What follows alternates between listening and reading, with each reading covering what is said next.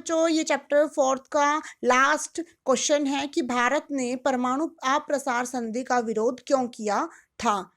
वे कौन सी दो संधियां थी जिन पर हस्ताक्षर करने से भारत ने इनकार कर दिया था। यानी भारत ने एक परमाणु अप्रसार संधि हुई थी, यानी जो अमेरिका और जो देश थे, जो परमाणु संपन्न देश थे, वो भारत से ये संधि कराना चाहते थे, यानी इस संधि पर हस्ताक्षर कराना चाहते थे, जो परमाणु अप्रसार की संधि के नाम से जानी जाती है, उस पर हस्ताक्षर कराना चाहते थे। परंतु जो भारत था उसने इस अप्रसार संधि पर हस्ताक्षर करने से इनकार कर दिया था। तो इसमें बताना है कि भारत ने परमाणु अप्रसार संधि का विरोध क्यों किया या फिर इस पर हस्ताक्षर क्यों नहीं किए। ऐसी कौन सी कमी थी जिसके कारण भारत ने इस पर हस्ताक्षर नहीं किए, वो हमें बतानी है।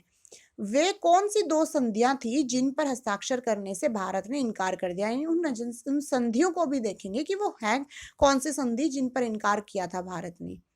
तो हम देखेंगे कि भारत ने अप्रसार संधि का विरोध किस प्रकार किया या क्यों किया। तो भारत में नेहरू जी सदैव परमाणु हथियारों के खिलाफ थे, यानी वो हमेशा चाहते थे कि निशस्त्रीकरण को ही अपनाना चाहिए। परंतु वे अन्य महाशक्तियों को कहा करते थे कि वे परमाणु निशस्त्रीकरण को अपनाएं। ठीक है, भारत मतलब कि भारत के जो नेहरू भारत के प्रधानमंत्री जी थे, उनका मानना था कि परमाणु हथियार, वो हमेशा परमाणु हथियारों के खिलाफ रहते थे। उनका मानना था कि निशस्त्रीकरण को अपनाना चाहिए, जो परमाणु बम वगैरह उनका प्रयोग नहीं करना चाहिए। परंतु वो ये भी कहते थे कि भारत तो ना करे, परंतु जो अन्य देश है उनको भी नहीं करना चाहिए। वो अपने आप तो निशस्त्रीकरण को नीति को अपनाते ही थे, वो चाहते थे कि अन्य देश भी उनकी निशस्त्रीकरण की नीति को अपनाए। लेकिन अन्य देशों के द्वारा भारत पर हमलों को देखते हुए भारत ने भी परमाणु संपन्न होने का सोचा, यानी भारत पर क्या होने लगा था, अन्य देश हमला करने लगे थे, तो ऐसे में भारत दब जाता।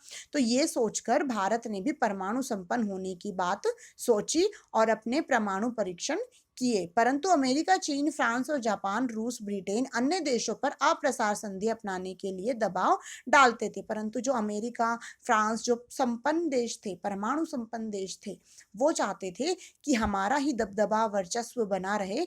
इसीलिए वो अन्य देशों से जो मतलब उन्हें ऐसा प्रतीत होता था कि उन्हें टक्कर दे सकते हैं, तो ऐसे जैसे भारत, मतलब इन देशों को लगता था कि भारत आने वाले समय में उन देशों से टक्कर दे सकता है, तो ऐसे में वो भारत से जबरदस्ती अप्रसार संधि पर हस्ताक्षर कराना चाहते थे। परंतु भारत ने अप्रसार संधि का विरोध किया और उस पर हस्ताक्षर करने से बिल्कुल मना कर दिया। भारत के अनुसार यह संधि भेदभावपूर्ण थी, क्योंकि देखो इसमें भेदभाव तो दिख ही रहा है कि भाई वो लोग क्या चाहते थे कि हमसे ज्यादा संपन्न कोई ना बने, इसीलिए वो हस्ताक्षर करवा लेते थे अन्य देशों से। परंतु भारत देश ऐसा नहीं था, यानी इतना बेवकूफ नहीं था, वो भी आगे बढ़ना चाहता था, इसीलिए उसने हस्ताक्षर, भारत देश ने इस अप्रसार संधि पर हस्ताक्षर नहीं किए। भारत के अनुसार यह संधि भेदभावपूर्ण थी, जिसमें अन्य देशों को शक्ति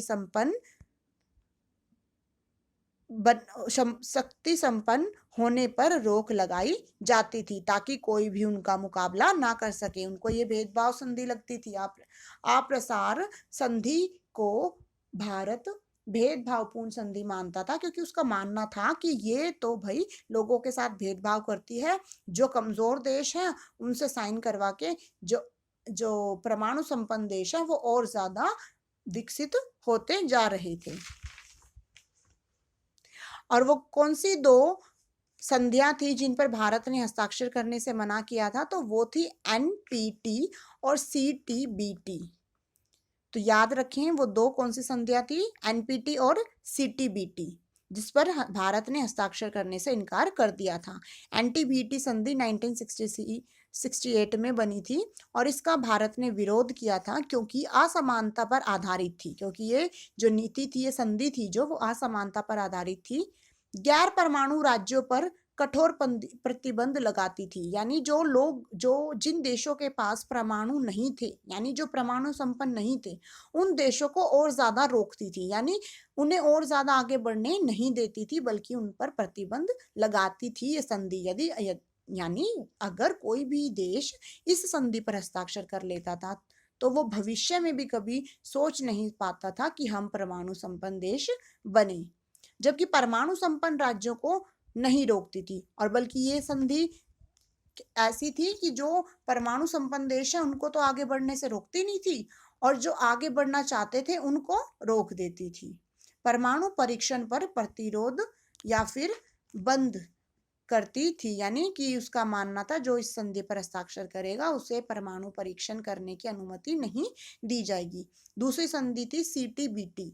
हस्ताक्षर न करने के कारण थे कि भारत ने इस पर हस्ताक्षर इसलिए नहीं किए क्योंकि शांतिपूर्ण कार्यों के लिए भी परमाणु ऊर्जा के प्रयोग की अनुमति देता था। यानी सीटीबीटी देखो आप क्या बोल रहा है, सीटीबीटी संधि के अंतर्गत कहा गया था अगर कोई मामला शांतिपूर्ण तरीके से सुलझ रहा है ना तो उसको शांतिपूर्ण तरीके से ना सुलझाकर परमाणु का उपयोग करना भी पड़ जाए तो आप कर सकते हो। इस नीति में ये, इस संधि में ये कहा गया था। तो देखो कितनी गलत है ये संधि। अरे आप खुद ही समझते हो ना, अगर कोई समस्या का अगर हमें हल निकालना और वो शांतिपूर्ण निकल सकता है, आपस में बातचीत करके निकल सकता है, तो क्यों बिना बात में हम परमाणु बम का उपयोग करें। तो ऐसे में जो सीटीबीटी संधि थी उसमें कहा गया था कि अगर कोई भी शांतिपूर्ण मुद्दा अगर उसको भी सुलझाना है तो हम परमाणु ऊर्जा का उपयोग कर सकते हैं। तो ये तो बहुत गलत संधि हुई, इसीलिए भारत ने इस पर हस्ताक्षर नहीं किए थे। भारत की राष्ट्रीय सुरक्षा की समस्या उत्पन्न करता था, भारत में राष्ट्र सुरक्षा में खतरा डालता था, इसीलिए सीटीबीटी संधि पर भारत ने हस्ताक्षर नहीं किए थे। आशा करती हूँ आपको क्वेश्चन बहुत अच्छे से समझ आया होगा।